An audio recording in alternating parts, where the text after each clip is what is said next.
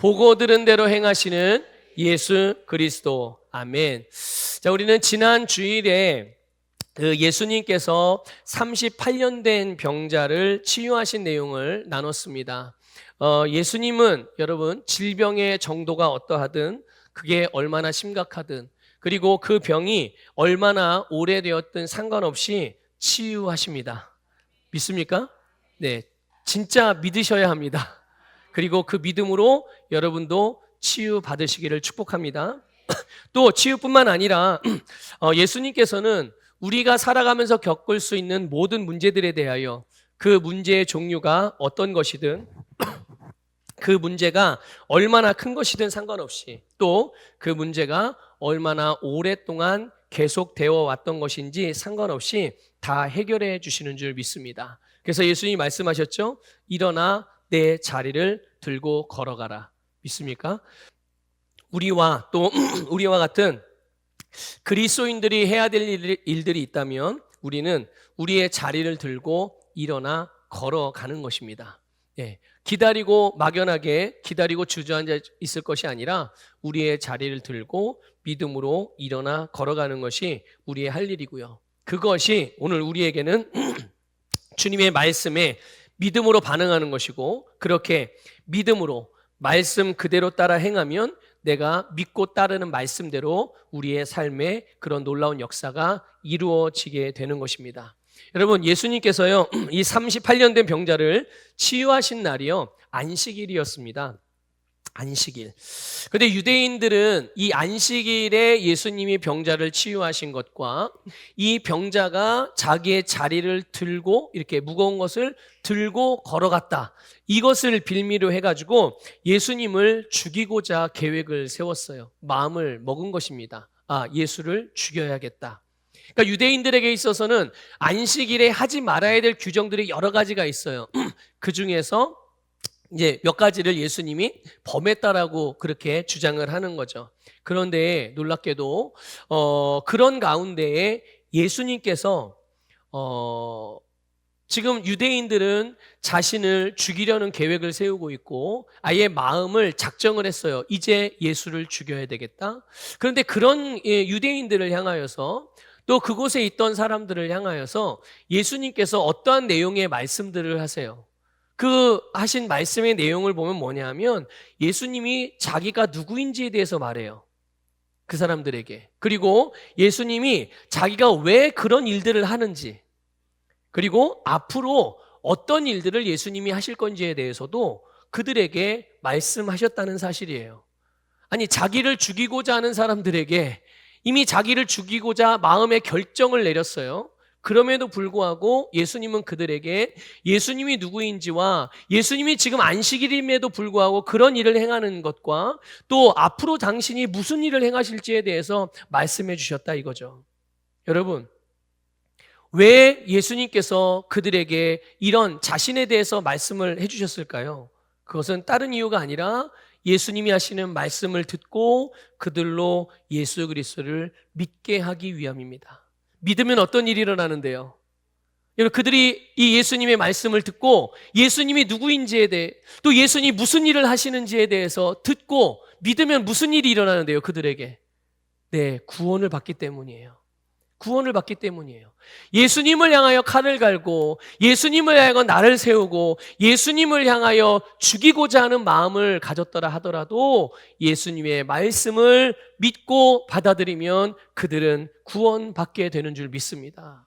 이것이 그들을 향한 하나님의 뜻이요 예수님의 마음이었어요.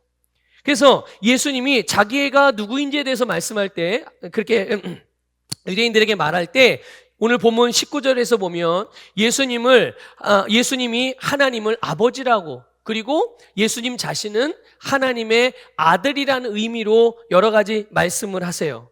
그리고 이 아들이신 예수님은 아버지이신 하나님께서 행하시는 것을 보고 아버지와 똑같은 일을 행한다. 이런 의미의 말씀을 하셨습니다. 그러면 아버지이신 하나님이 행하시는 일들이 뭘까요? 하나님이 무슨 일을 행하시는 것입니까? 예수님께서요, 오늘 읽은 본문 바로 직전, 우리 지난주에 나눴던 말씀이죠. 38년 된 병자를 치유하신 일. 하나님의 능력으로 치유하신 줄 믿습니다. 바로 하나님이 그런 일을 하시는 거예요. 그런데 단지 병을 치유하시는 것뿐만 아니라 이걸 포함해서 여러분 사람을 살리는 일을 하시는 줄 믿습니다. 하나님이 하시는 모든 일, 구체적으로 하나하나 다 세밀하게 살펴보면 정말 많은 우리가 이 언어로 다 형용할 수 없는 일들까지도 우리가 많은 일들을 하나님이 행하신 일들을 볼 수 있겠지만 그냥 그 내용에 모든 하나님이 행하시는 그 일들의 그 중심에는 바로 하나님께서 모든 사람들을 살리는 일을 하시고자 하시는 거예요. 그것이 하나님의 일인 줄 믿습니다. 예수님 그래서 모든 사람들을 살리고자 예수님께서 하시는 말씀, 예수님께서 행하시는 일들이 바로 다 하나님의 말씀이고 하나님께서 행하시는 일들이라는 것을 믿으시기를 축복합니다. 그래서요, 여러분, 예수 그리스도, 여러분, 하나님 보여요, 안 보여요? 하나님 보입니까, 안 보입니까? 안 보이죠. 그래서 하나님께서는 보이지 않지만 보이지 않는 하나님을 볼 수 있도록 하나님이 어떤 분인지, 하나님이 무슨 일을 하는지, 하나님이 어떤 목적과 뜻을 가지고 있는지, 하나님이 어떤 의지와 의견과 생각을 갖고 있는지 바로 예수님을 통해서 하나님이 당신을 나타내시는 것임을 깨달으시기를 축복합니다. 어떻게 해요? 생명으로 자신을 나타내시는 거예요. 그런데 여러분 여기에 아주 중요한 내용이 있는데요. 20절을 보게 되면 아버지께서 아들을 사랑하셔서 자기가 행하는 것을 다 아들에게 보이셨다라고 말씀하고 있어요. 누구를 사랑하셨다고요? 하나님이요? 네, 아들을 예수님을 사랑하셔서 사랑하는 아들이신 예수님에게 하나님이 행하시는 것들을 다 보이셨다. 여러분 자녀 사랑하시죠? 자녀만 사랑하세요? 여러분 남편은 사랑하세요? 자녀 사랑하는 소리보다도 작네. 예? 남편은 조금 자식보다 덜 사랑하나요? 자, 남편들이요, 아내를 사랑하십니까? 예, 아멘. 이렇게 하셔야 돼요, 아내들이요. 남편을 사랑하냐고 묻는다면. 자, 여러분, 그렇죠. 자녀도 사랑하고, 내 사랑하는 배우자도 사랑하고, 가족만 사랑하는 게 아니죠. 우리의 이웃도 사랑하고, 예, 또 옆에 있는 성도님들도 사랑하고. 그런데 여러분, 하나님께서 무슨 일을 하셨는지 가만히 이제 생각해 보세요. 당신이 사랑하시는 아들에게 하나님이 행하시는 일들을 보이셨다는 거예요. 여러분, 여러분의 사랑하는 사람들이 여러분을 통해서 여러분이 하는 일을 본다는 것을 깨달으시길 바랍니다. 무엇을 보여줘야 될까요? 여러분이 사랑하는 사람들에게. 제가 이 말씀을 준비하다가 약간 섬뜩한 생각이 들더라고요. 내가 잘해야 되겠다. 이런 경각심. 왜 그러냐면 목회자 자녀들이 굉장히 상처를 많이 받고 스스로 어려움에 처하게 되는 거죠. 그런 자녀들이 굉장히 많아요. 여러 가지 이유가 있죠. 그런데 그 어려움에 그 어려움을 갖게 되어지는 이게 보여지는 게 있는 거예요. 뭘 보고 그렇게 어려워할까요? 뭘 보고 그렇게 상처를 받고 뭘 보고 그렇게 힘들어할까요? 목회자 자녀들이요. 남들에게 엄마 아빠에게도 얘기할 수 없고 친구들에게도 얘기할 수 없고 성도들에게도 얘기할 수 없는 목회자 자녀만의 그런 게 있나 봐요. 예. 저는 목회자 자녀는 아니라서 잘 모르겠어요. 제가 우리 주혁이는 잘 알래나? 목회자 자녀니까. 그런 친구들이 많아서 그래서요. 특별히 선교사님 자녀들, 목회자 자녀만 따로 모아서 수련회를 하기도 해요. 그들만 갖고 있는 그런 아픔들이 있거든요. 근데 뭘 보고서 그런 아픔을 겪는 걸까요? 자신들의 사랑하는 엄마 아빠를 통해서. 여러분, 목회자가 자기의 자녀를 사랑할까요? 사랑하지 않을까요? 당연히 사랑하죠. 사랑하는 자녀에게 보여지는 모습이 있는 거예요. 그런데 그 보여지는 모습이 본인들에겐 좋은 게 아닌 거죠. 그래서 하나님도 당신의 사랑하는 예수님에게 당신의 모든 것들을 당신이 행하시는 모든 걸 다 보여주셨어요. 만약에 하나님이 행하시는 것 중에요, 지극히 작은 것 하나라도 잘못된 것이 있다면 보여줬겠어요? 안 보여줬겠어요? 안 보여주셨겠죠. 당연히. 물론 잘못된 걸 행하지도 않으시는 분이시겠지만, 예. 그러니까 여러분, 우리가 사랑하는 사람들은 내 주변을 둘러싸고 있어요. 그렇죠?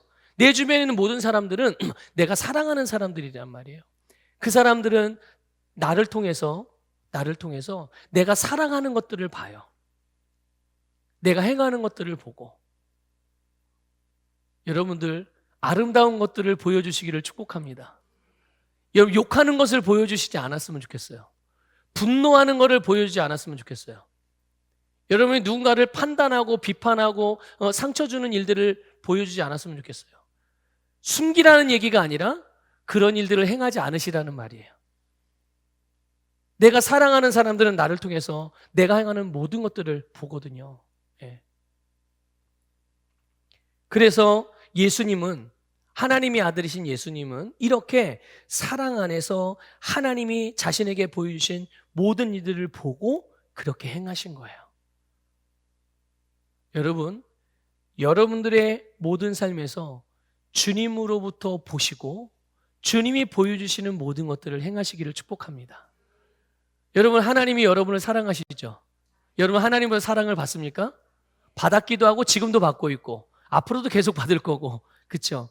그래서요, 하나님은 사랑하는 여러분들에게 하나님의 일을 보여주세요. 숨김없이 보여주세요. 보고 계십니까? 네. 글쎄요. 네. 말씀을 들으시면서 보게 되기를 축복합니다. 네. 그래서 그러면 하나님께서 예수님을 사랑하기 때문에 하나님이 예수님에 보여주신 일들이 뭘까? 하나님이 그럼 예수님은 하나님에게서 뭘 받냐는 거죠. 그게 바로 여러분 요한복음 3장 16절이에요. 요한복음 3장 16절 한번 읽어볼까요? 시작. 하나님이 세상을 이처럼 사랑하사 독생자를 주셨으니. 아멘. 예. 여러분, 하나님은 세상을 이처럼 사랑했대요. 얼만큼 사랑했냐 하면 당신의 하나밖에 없는 독생자를 내어주시기까지 사랑하는 그 사랑을 예수님이 보신 거예요. 예수님이 보셔요. 그래서요, 예수님도 하나님으로부터 그 사랑을 보고서, 그렇게 행하신 하나님을 보고서 자신도 그렇게 행하시는 거예요. 그래서 사도 바울은 그거를 어떻게 표현했냐면 로마서 8장 32절에 이렇게 돼 있어요. 같이 읽어보겠습니다. 시작. 자기 아들을 아끼지 아니하시고 모든 사람을 위하여 내주시니. 하나님이 이런 분이란 말이에요. 그래서 실제로 어떻게 했습니까? 실제로 예수님은 당신 자신을 그렇게 내어주셨어요. 하나님이 당신의 모든 것인 예수님을 내어주신 것처럼 예수님도 자신의 몸과 생명, 물과 피를 다 쏟아 부으셔서, 그래서 모든 사람이 죄인임에도 불구하고, 그들이 죄인의 상태임에도 불구하고 그들을 위해서 독생자를 주시기까지 사랑하시는 그 사랑을 예수님께 보여주시고, 예수님께서 그래서요 그대로 행하신 것입니다. 여러분, 하나님께서 우리에게 주시는 모든 말씀, 하나님께서 우리에게 행하시는 모든 일들, 하나님의 역사하시는 모든 역사하심이 바로 우리를 향한 이 사랑으로 말미암은 것임을 믿으시기를 축복합니다. 그래서 예수님도 이 하나님의 사랑을 따라서 모든 사람들을 사랑하셨고 그 사랑으로 하나님의 일을 행하신 것입니다. 누구에게요? 여러분에게. 여러분에게 하나님의 사랑을 따라 예수님이 행하신 거예요. 그 사랑을 따라 여러분에게 치유를 행하시고, 그 사랑을 따라 여러분에게 구원을 행하시고, 여러분에게 그래서 그 사랑을 따라서 여러분 생명을 주셨고요. 그래서 그 사랑을 따라서 여러분을 살리는 일을 행하시고, 그런 사랑을 따라서 여러분에게 누군가를 보내셔서 복음을 듣게 하셨고, 그래서 그런 사랑을 따라서 여러분에게, 여러분으로 하여금 여러분이 지금 예수님의 제자가 된 것처럼 여러분을 통해서 또 다른 사람이 여러분 자신과 같은 그런 제자를 세우는 일들, 또 예수님과 같이 여러분으로 하여금 예수님과 똑같은 능력을 행하시게 하는 일들, 이게 여러분 하나님의 사랑으로 예수님이 저와 여러분 모든 그리스도인들에게 행하신 일인 줄 믿으시기를 축복합니다. 여러분 그래서요 예수님이요 마가복음 10장 45절에서 이렇게 말씀하셨어요. 같이 읽어볼게요. 시작.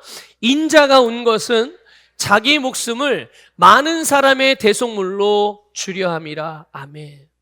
아멘.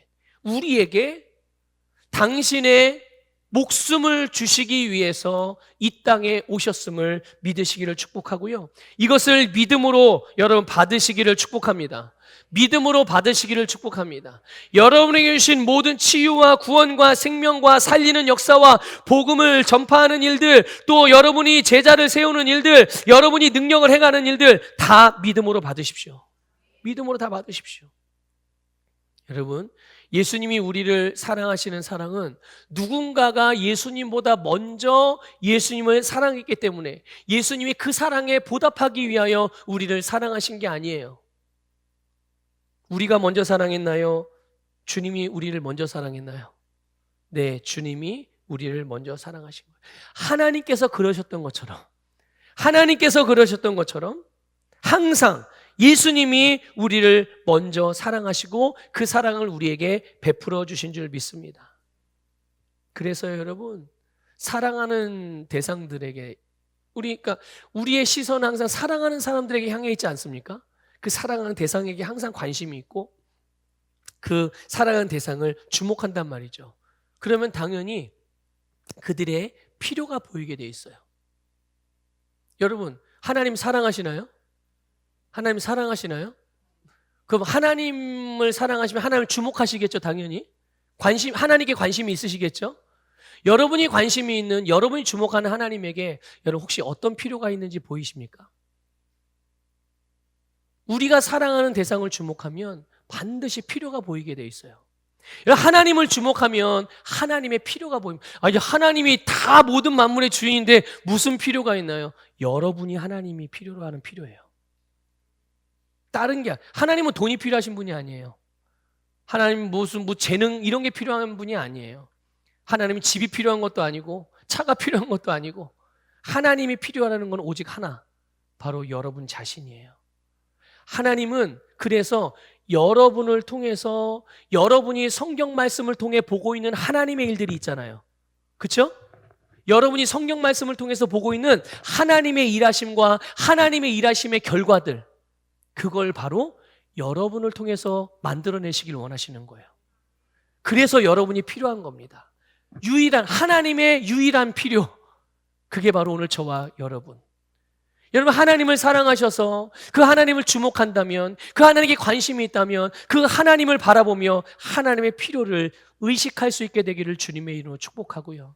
그 필요를 채워드리십시오. 그 필요를 채워드리십시오. 그래서 예수님도 당신의 사랑하는 사람들을, 당신의 사랑하는 대상들을 볼 때 어떤 필요가 보일 때마다 예수님은 그 어떤 것도 제한받지 않으시고 그 필요를 채우신 거예요. 여러분 38년 된 명자가 치유받은 날이 무슨 날이라고요? 안식일이라고 그랬잖아요. 안식일에는 이런 일들을 하면 돼요, 안 돼요? 유대인의 규정상 안 되는 거예요. 네, 제한이죠. 한계죠. 그러나 예수님은 그거에 제한받지 않고 그 한계 때문에 못하지 않고 안 하지 않고, 그러니까 병든 자가 있어 이 사람이 치유받아야 될 필요가 있는 거예요. 그런데 오늘 안식일이니까 내일 치유하겠습니다. 예수님이 이러지 않으셨다고요. 그러지 않으셨어요. 그래서요 예수님은 치유를 비롯해서 어떤 필요가 있어서 예수님을 찾아온 사람들에게 내가 지금 바쁘다, 다른 일을 해야 하니까, 내가 피곤하니까, 내가 시간이 없으니까 다음에 와라, 이런 적이 있어요, 없어요? 예수님은 그런 적이 없어요. 당신을 필요하는 모든 사람들이 그 필요를 요청할 때마다 예수님은 그 필요에 응답하셨음을 믿으시기를 축복합니다. 여러분 하나님의 사랑, 조금 추상적이게 들릴 수도 있겠지만 이 하나님의 사랑에는 아주 중요한 특징이 있어요. 빠질 수 없는 특징. 어쩌면 이게 본질이라고 말할 수가 있죠. 그게 뭐냐, 바로 생명입니다. 하나님의 사랑의 중심은 생명이에요. 아주 중요한 특징이죠. 살리는 거예요. 그래서요, 여러분, 생명이 없는 곳에 생명을 주고 죽은 것을 살리고 생명력이 없는 곳에 생명력을 주셔서 살아나게 하는 것이 하나님의 사랑인 줄 믿으시기를 축복합니다. 그래서 하나님이 이 생명을 주는 일에 있어서만큼은, 여러분, 생명을 필요로 하는 일에 있어서 그 생명이 필요한 일이 있다면 그 생명을 주고 살려야 되는 필요가 있는 곳에 살리는 일에 있어서만큼은 어떤 것으로부터도 제한받지 않고 어떤 것도 막을 수 없고 그 일에 한계가 없으셨다는 것을 깨달으시기를 축복합니다. 아울러서 안달복달하지도 않으셨다는 거예요. 하나님은. 이게 무슨 말인가 여러분? 하나님이 우리에게 또는 어떤 주님의 사랑이, 생명이 필요한, 생명력이 필요한, 힘이 필요한, 능력이 필요한 사람에게 하나님이 그들의 것을 주실 때, 얘가 이거를 받아야 되는데, 얘가 이걸 받고 빨리 회복이 돼야 되는데 왜 이렇게 회복이 안 되나? 도대체 사랑을 얼마나 부어줘야 되나? 얼마나 기다려야 되나? 10년을 기다려야 되나? 20년을 기다려야 되나? 50년을 기다려야 되나? 도대체 언제까지 내가 사랑을 줘야 되나? 하나님은 단 한 번도 이런 마음으로 사랑을 베푸신 적이 없어요. 여러분, 이것을 잘 기억하시고 이것을 여러분의 사랑의 삶에 잘 적용하시기를 축복합니다. 안달복달하지 않으셨고 조급해하지 않으셨고 의심하지 않으셨고 포기하지 않았어요. 언제까지요? 하나님께서 주시는 것들을 그 사람이 받을 때까지. 끝까지 못 받으면 그건 어떻게 해요? 할 수 없는 거예요. 하나님도 못 하시는 겁니다. 그거는 끝까지 안 받으면, 끝까지 거절하면 그것은 더 이상 하나님이 할 수 없어요. 하지만 어느 순간에라도 받아들일 때까지, 받아서 살아날 때까지 하나님은 당신의 생명을, 당신의 사랑을 끊임없이 주셨다는 것을 믿으시기를 축복합니다. 안 될까봐, 실패할까봐 조급해하지 않으셨어요. 여러분, 누군가를 사랑해서 뭔가 필요를 채울 때, 여러분 누군가를 사랑하는 삶을 살아가실 때 여러분 한계를 정해놓지 마십시오. 어느 때는 되고 어느 때는 안 되고가 아니에요. 여러분, 주님과 같이 믿음으로 계속 주십시오. 계속 주십시오. 안 되는 일은 없어요. 상황이나 환경, 여러분 생명을 살리는 일에 무슨 상황이나 환경이 필요해요? 상황이나 환경이 아무리 중요하다고 하더라도, 아무리 큰 영향을 줄 수 있다고 하더라도 생명을 살리는 일보다 앞서는 건 이 세상에 아무것도 없어요. 이 세상에 아무것도 없어요. 오죽하면 여러분 안식일에 사람을 살리는 일을 하나님이 하셨겠어요? 믿습니까 여러분? 예수님께서요 21절에서 말씀하셨어요. 뭐라고 말씀하셨냐면, 아버지께서 죽은 자들을 일으켜 살리심과 같이 아들도 자기가 원하는 자들을 살린다. 자, 그럼 예수님이 원하는 사람이 누구예요? 예수님이 원하는 사람이 누구예요? 예? 모든 사람들이에요. 이걸 다른 말로 하면 모든 죄인들이에요. 모든 병든 자들이에요. 모든 죽은 자들, 모든 죽은 것과 같이 퍼져 있는 사람들, 누워 있는 사람들, 쓰러져 있는 사람들 다. 그래서 그 모든 사람들을 위해서, 그들을 다 살리기 위해서 당신의 생명을 주신 줄 믿으시기를 축복합니다. 그래서 여러분, 예수님은 우리를 살리시는 분이, 죄 문제만 해결해 준 것이 아니라 우리를 의인 되게 하셔서 이 믿음으로 사는 의의 삶을 살게 하셨어요. 단순히 어떤 한 가지 두 가지의 병에서 치유하신 것만이 아니라 그 치유를 계속 누리고 살 수 있도록, 그래서 신성한 건강으로 살아갈 수 있도록 하신 줄 믿습니다. 여러분, 가난의 문제를 해결해 주신 것만이 아니라, 그래서 단순히 지금 당면한 이 돈 문제만 해결해 준 것이 아니라 우리로 아예 부유한 삶을 살게 하셨어요. 부유한 자가 되게 하셨단 말이죠. 그래서 그 부유를 넘어서 점점 증가하고 점점 번성하는 형통의 삶을 살게 하신 것입니다. 그리고 또 어떤 인생의 문제, 내가 이 땅을 살아가는 데 있어서 겪을 수 있는 여러 가지 문제들만 해결해 주신 것이 아니라 아예 그 문제뿐만 아니라 내 영혼의 문제, 영원한 문제가 될 수 있는 영혼의 문제까지도 해결해 주심으로 우리로 영적으로 살아가게, 영원한 삶을 살아가게 하셨다는 것을 깨달으시기를 축복합니다. 그래서 예수님께서 우리를 살리신 일은 우리로 하여금 생명을 얻고 그 생명을 누리게 하시는 거예요. 여러분, 예수님이 여러분을 살리셨습니까? 여러분의 생명을 주셨습니까? 그 생명을 왜 주셨겠어요? 생각해 보세요. 생명을 줬어요. 그 생명 가지고 뭐 하라고 준 겁니까? 그 생명을 누리라고 주신 거예요. 누릴 필요가 없으면 굳이 가질 필요도 없죠. 가져서 안 쓸 거면 돈이 뭐가 필요했어요? 그렇죠? 돈 쓸 일이 없으면 돈이 필요 있는 거예요, 없는 거예요? 필요 없어요. 그냥 가지고도 안 쓰는 사람은 굉장히 불쌍한 사람인 거예요. 쓰라고 하나님이 주셨는데 사용하지 않고 모으고만 있으니 그런 거 아니에요, 여러분? 쓸 일이 없는데 돈이 뭐가 필요했어요? 쓸 일이 있기 때문에 돈이 필요한 겁니다. 하나님이 쓰라고 보여주시는 곳에 여러분 마음대로 마음껏 제한 없이 사용하시기를 축복합니다. 여러분, 건강한 게 필요 없으면 건강이 필요해? 이게 뭐 말이 좀 그러네.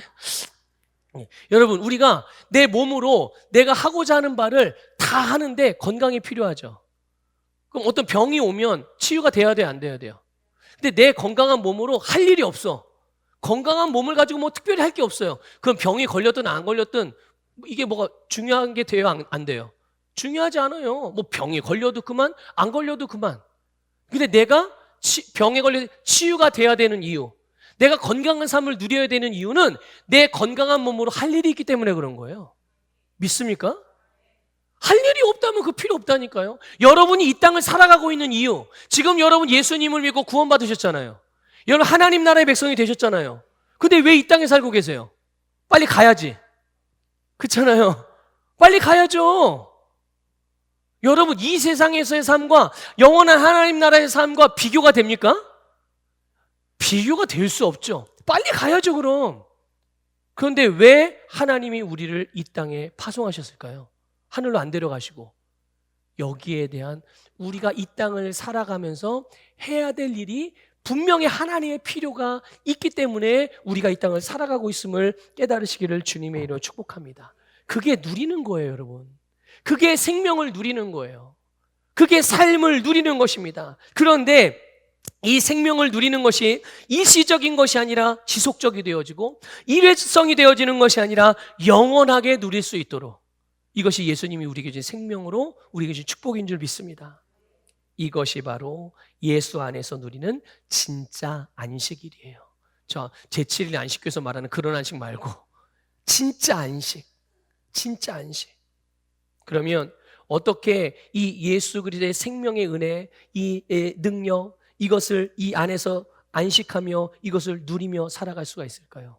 여러분, 예수님을 바라보십시오. 예수님을 바라보세요. 예수님 안에 거하십시오. 예수님께서 하나님을 주목하셨던 것 같이 우리가 예수 그리스도를 바라보고 그분 안에 머물면 생명을 누릴 수가 있는 줄 믿습니다. 여러분, 고린도후서 3장 18절 읽어보겠습니다. 시작. 우리가 다 수건을 벗은 얼굴로 거울을 보는 것 같이 주의 영광을 보매 그와 같은 형상으로 변화하여 영광에서 영광에 이르니 곧 주의 영으로 말미암음이라. 아멘. 우리로 지금도 영광인데 그 다음 영광으로 계속 우리가 영광에서 영광으로 옮겨진다는 거예요. 계속 전진한다는 거예요. 계속 새롭게 된다는 거죠. 어떻게 해요?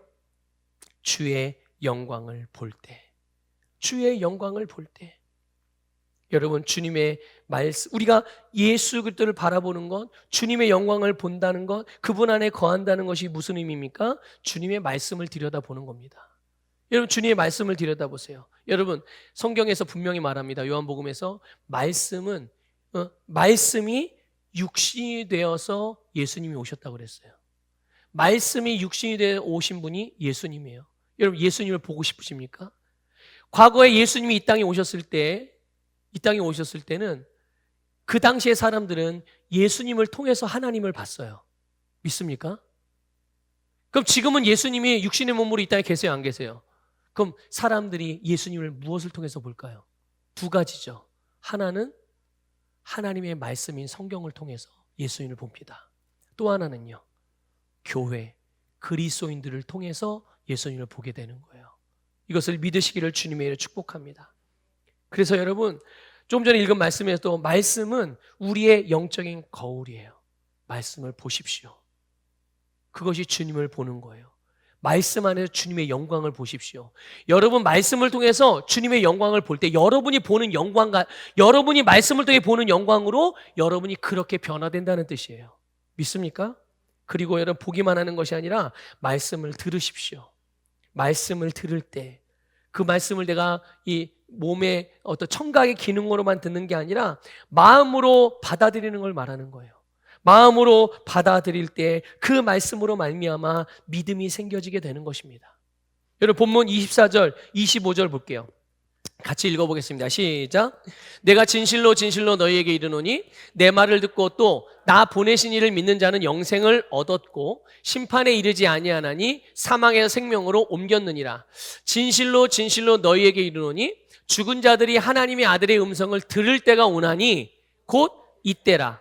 듣는 자는 살아나느니라. 아멘. 내 말을 듣고 나 보내신 이를 믿는 자, 예수님의 말씀을 믿음으로 받는 사람, 예수님의 말씀에 믿음으로 반응하는 사람은 영생을 얻었다라고 말씀하고 있어요. 그리고 예수님의 말씀을 들을 때가 오는데 그때가 언제라고요? 이때라. 이때라.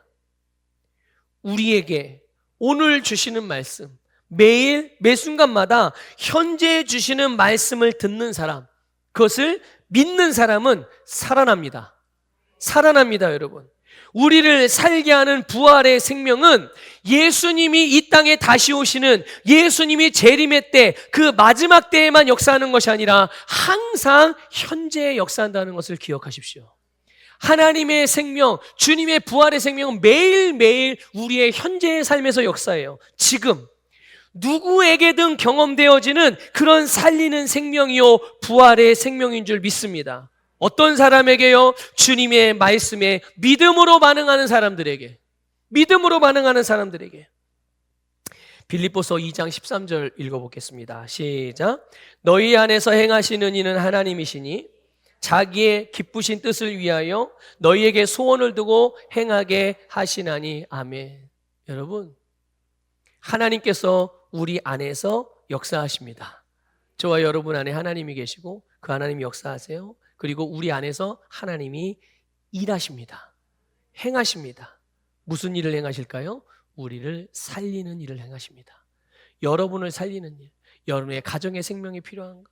여러분의 직장과 사업과 사회생활의 생명력이 필요한가? 여러분의 몸의 생명력이 필요한가? 여러분의 자녀들에게 생명력이 필요한가? 여러분의 재정의 생명력이 필요한가? 여러분의 시간의 생명력이 필요한가? 여러분의 생각의 생명이 필요한, 생명력이 필요한 모든 곳에 여러분 안에 계신 하나님이 역사하시고 생명을 주시는 일을 하시는 거예요.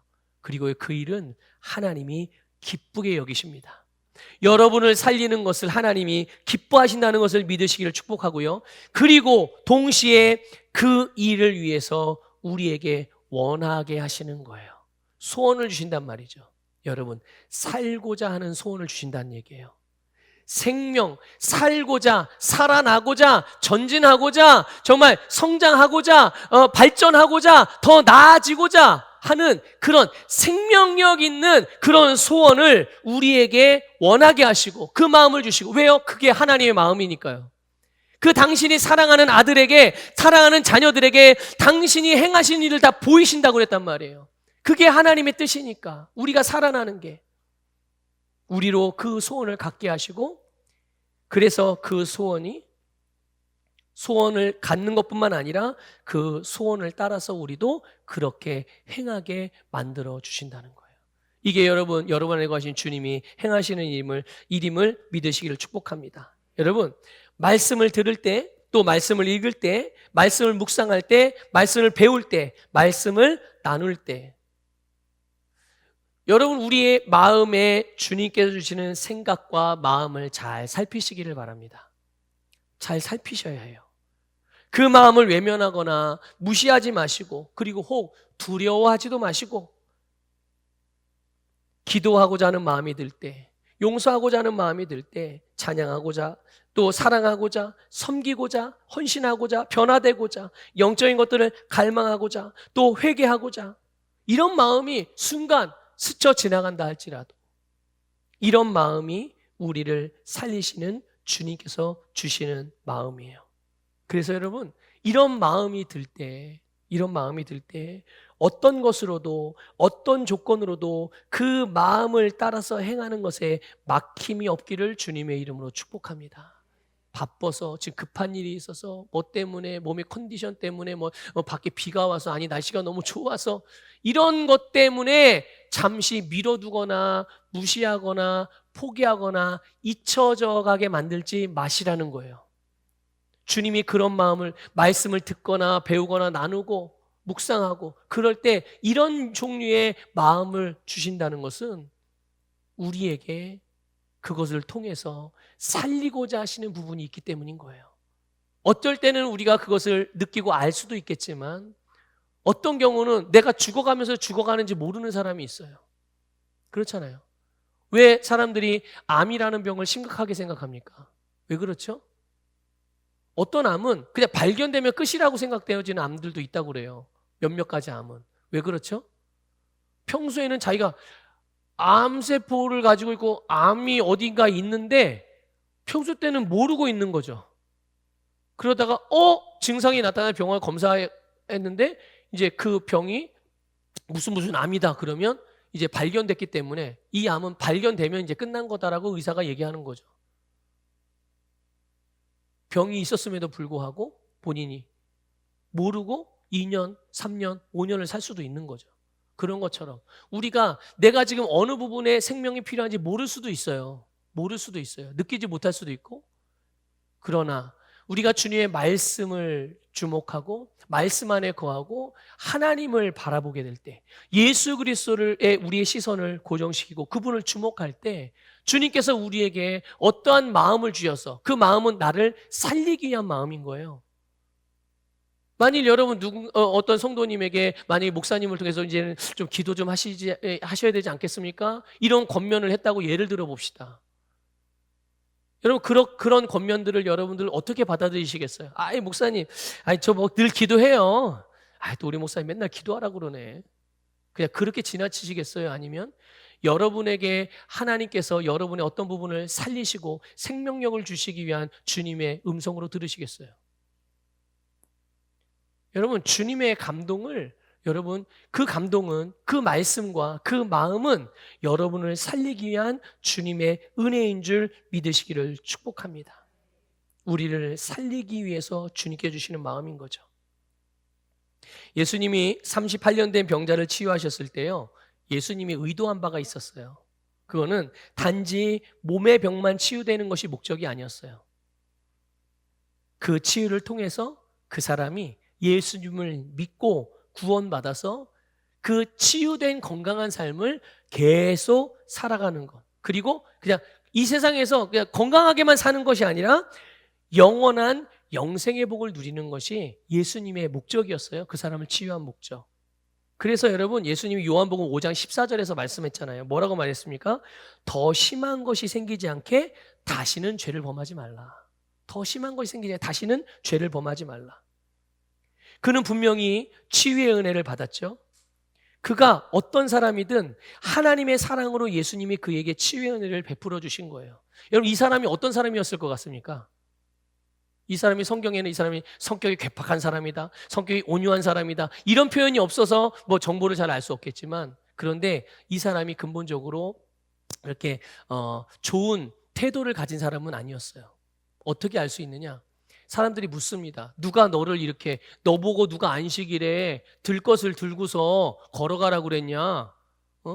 너를 누가 이렇게 낫게 했냐? 누가 너를 치유하는 그 치유의 일을 이 안식일에 한 사람이 누구야? 이렇게 이제 막 따져 물었어요. 그때 이 사람이 뭐라 그러냐면, 예수라는 사람이 그랬는데. 근데 유대인들은 지금 뭐 하려고 그러는 거예요? 예수님에 대해서 빌미를 잡아서 죽일 계획을 하고 있는 사람들이에요. 그런 의도와 목적을 가지고 그렇게 따져 묻는 거예요. 근데 이 사람은 계속 어떻게 합니까? 계속 그렇게 반응하는 거예요. 예수님을 어떻게 보면 고자질하는 거죠. 내가 낳고 싶어서 낳은 거 아니야. 그냥 예수가 나 걸으라고 해서 걸은 거고, 내가 이거 들고 싶어서 든 게 아니라 예수란 사람이 나보고 들으라고 그래서 들은 거야. 기가 막히죠? 38년이나 누워서 지낸 사람이라면 어떻게 이런 반응이 나와요? 예수님에게? 근데 자기는 책임 없다는 거예요. 율법에 어긋나서 율법을 어김으로 받는 처벌을 자기는 받을 이유가 없다는 거죠. 예수라는 사람이 와서 나한테 그렇게 했으니까.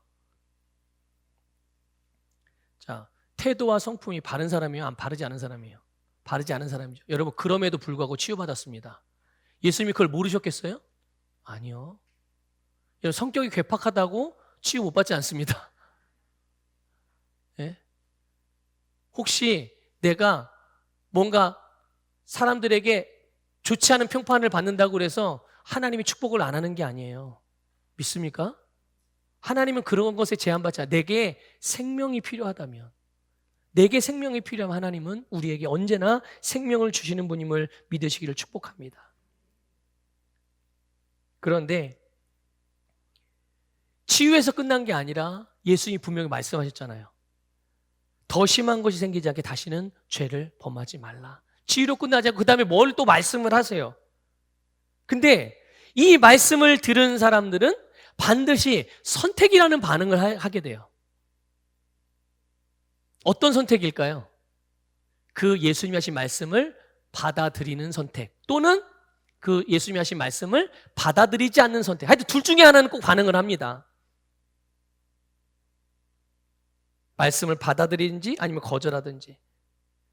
여러분, 이 사람 같은 경우 더 심각한 것이 생기지 않기 위해서 그는 과거에 지었던 죄, 어쩌면 그 죄의 습성이 습관이 되어져 가지고, 또는 그 죄를 행하는 삶이 자기의 어떤 인격이 되고 삶의 방식이 되었을 수도 있어요. 늘 습관적으로 거짓말하는 사람들 있죠. 거짓말이 완전히 그냥 습관이 된 사람들. 그런데 그걸 본인은 잘못됐다고 생각을 안 해. 답답한 일이죠. 그 자기 인격이 된 거예요, 그게. 죄가 습관이 된 거죠. 그랬을 수도 있어요. 그런데 더 심한 것이 생기지 않기 위해서는 다시는 죄를 짓지 말라고 그랬잖아요, 예수님이. 그럼 말씀을 하셨잖아요. 그러니까 이 38년 된 병자에게서는 자기가 과거에 지었던 죄가 어떤 죄인지 모르겠지만 그 죄에서 돌이켜야 되는 일이 필요한 거예요. 믿습니까, 여러분? 돌이켜야 되는 일이 필요한 거예요. 만일 그거를 바꾸지 않고 돌이키지 않은 채로, 달라지지 않은 채로 계속 그렇게 산다면 어떤 일이 일어날까요? 그 사람은 예수님이 말씀하신 대로 더 심한 것이 생기게 될 거예요. 더 심한 것이. 여러분, 더 심한 것이라니까 더 큰 병을 말하는 게 아니라 마지막 그가 주님 앞에 서는 날, 끝까지 돌이키지 않고, 그래서 주님 앞에 섰다고 예를 들어 봅시다. 그 주님 앞에 서는 날 구원자 예수 그리스도가 아니라 심판자 예수님 앞에 서게 될 거예요. 그걸 보면 마지막 절에서 생명의 부활이 아니라 심판의 부활로 그는 부활하게 될 겁니다. 주님 앞에 그렇게 서게 된다는 거예요. 여러분, 여러분들이 믿고 여러분들이 만나길 원하는 예수님은 어떤 예수님이십니까? 당연히 구원의 예수님이시죠. 맞습니까, 여러분? 우리에게 오시는 주님은 구원의 예수님이에요. 그런데 어떤 사람들에게는 심판의 주로 오게 된다는 겁니다.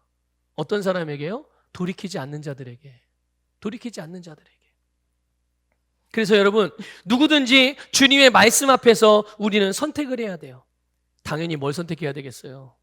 당연히 말씀을 선택해야죠. 여러분, 당연히 생명을 선택해야 됩니다. 복을 선택해야 돼요. 왜 그렇습니까? 그래야 우리가 살아요. 그래야 우리가 살아요. 그리고 그것이, 우리가 사는 것이 하나님의 뜻인 줄 믿습니다. 그래서 신명기 30장 19절 20절은 하나님이 너무나도 분명하고 완벽하게 말씀해 주세요. 같이 읽어보겠습니다. 시작. 내가 오늘 하늘과 땅을 불러 너희에게 증거를 삼노라.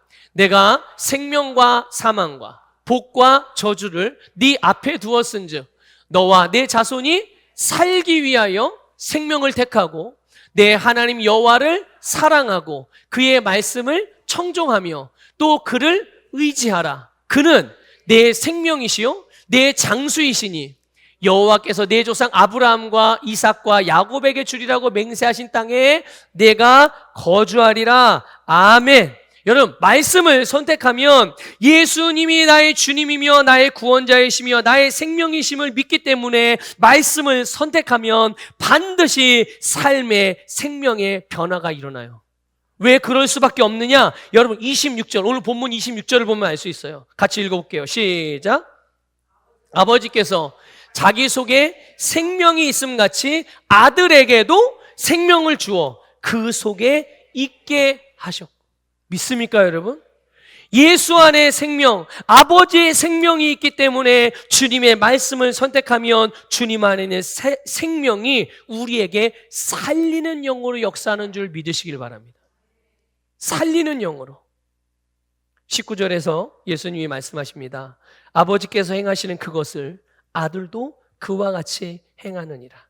여러분, 예수님이 그러하셨던 것처럼 우리가 주님을 바라볼 때, 주님의 말씀의 거울을 들여다볼 때 우리도 예수님과 같이 하나님의 사랑으로 살리는 생명의 삶을 살아갈 수가 있어요.